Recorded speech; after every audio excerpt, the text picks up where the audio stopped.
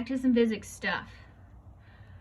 Remember that U is the internal energy of the system.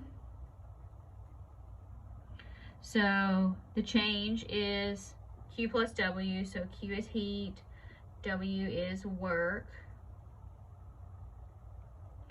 Work is force that acts through distance. So if we're talking about a gas, when we compress the gas or expand the gas, work is negative pressure. We're not going to get into this very much, just write it down.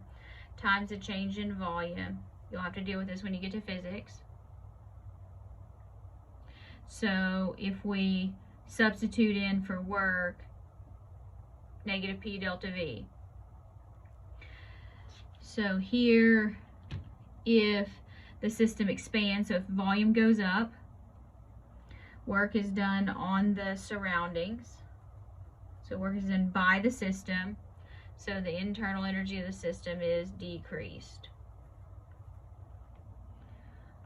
Not going to spend a lot of time on that, just kind of write it down. So if the system expands, that means work is, or the internal system is negative. The deal is, what is the point? The point is, in chemistry, we don't like to do that. So we try to negate pressure. So we like to avoid it, because I don't like doing things that have to do with work. That's why I am a chemist at heart. So we do that by using something called a Baum calorimeter that actually prevents changes in volume. So we're not measuring the internal energy. We're going to measure what is called enthalpy. So that's going to be heat change. And that's where the delta E comes from. There it is.